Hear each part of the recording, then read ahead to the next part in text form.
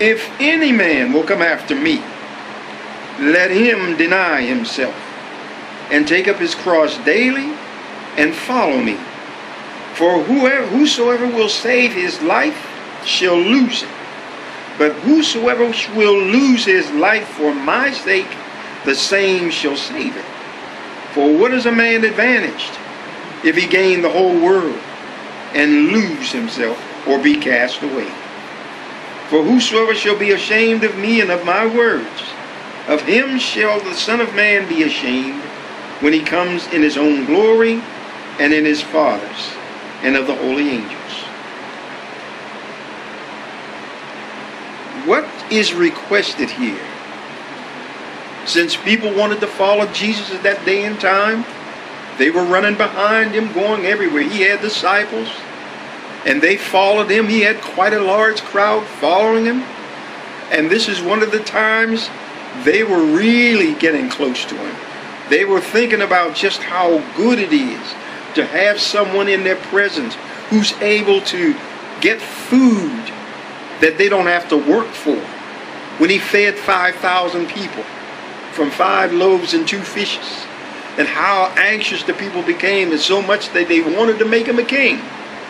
But he got away from it. Then the whole idea is he's able to heal the human body. He's able to give sight to the blind. They believed in the Jesus of miracles. They believed in the Jesus of good works. But they could not accept him as the Messiah or the Son of God. So when Jesus one time hollered out, if any man is thirsty, let him drink my blood. And if any man is hungry, let him eat my flesh. And some of the same people that had been following him looked at one another and began to say, what kind of talk is this? Who wants to drink his blood? We're not cannibals. We certainly don't want to eat his flesh. What is he talking? These were among the 70. The same ones that he sent out to heal the sick, raise the dead, give sight to the blind, preach the gospel. And they all came back rejoicing, telling Jesus, even the demons obey your name.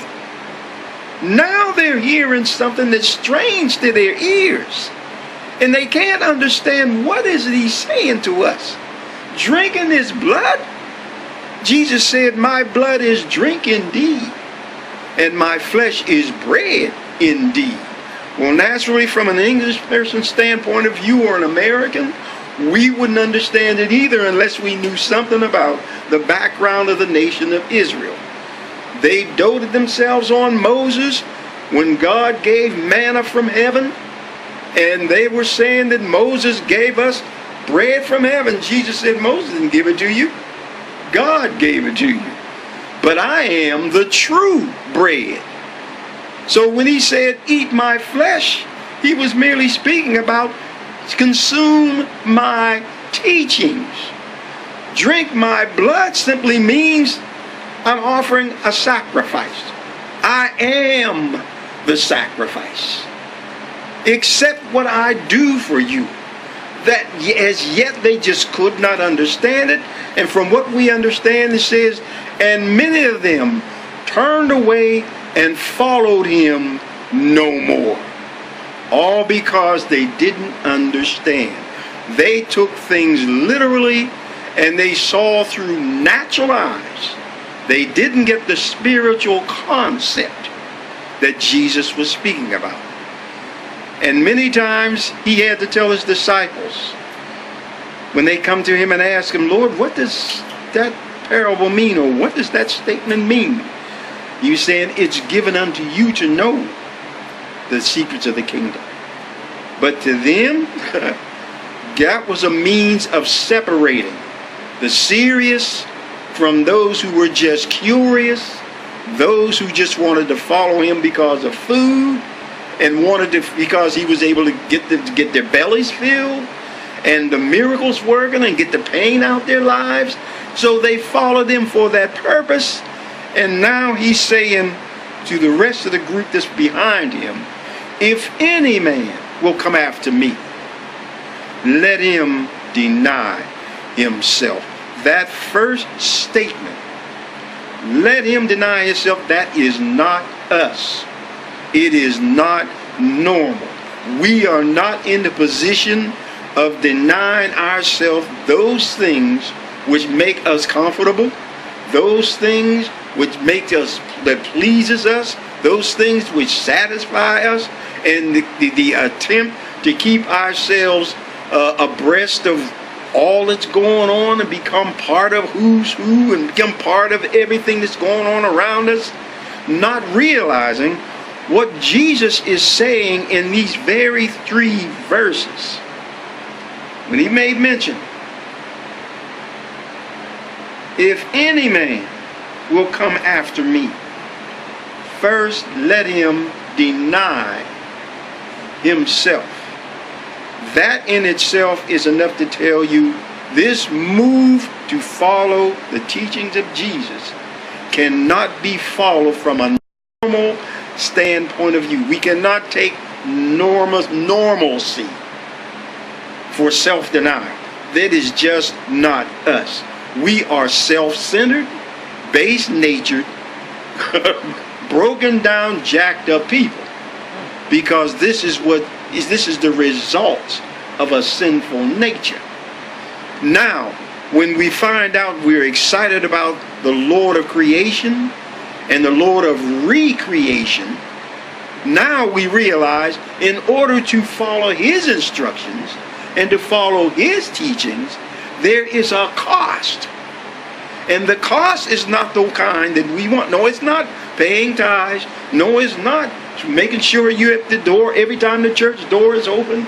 No, it's not being there with the choir to sing with them. No, it's not being on the deacon's board and being faithful. I know a lot of people that are involved with these things. I know many people who are faithful with those things. And they're good people. They're decent people. But the sacrifice that's being called for when it comes time to being a believer is one that is not normal. It is just not normal for any human being on earth simply to deny himself to follow the directives of Jesus. Therefore, for that kind of mindset to take place, there has to be another hand behind it. Someone else has to motivate us to be willing to do that. And this is why the Bible says, for it is God who works in you both the will and the to-do of his good pleasure. Talking about pleasing God, he has to work that in us. It is not a normal thing to take place in our lives. God has to work it in us. As he's working things in, he's moving things out of his way. Yeah. But all of this comes with cooperation from the believer. God does not go against our wills. He does not go. He does not resist our he doesn't override our fears. He loves us into obedience. He doesn't force us. You used the parable this morning about Jonah. When Jonah was told to do something. And Jonah was just as bigoted against these people down there in Nineveh because they were a cruel folks. These folks were very hard-hearted.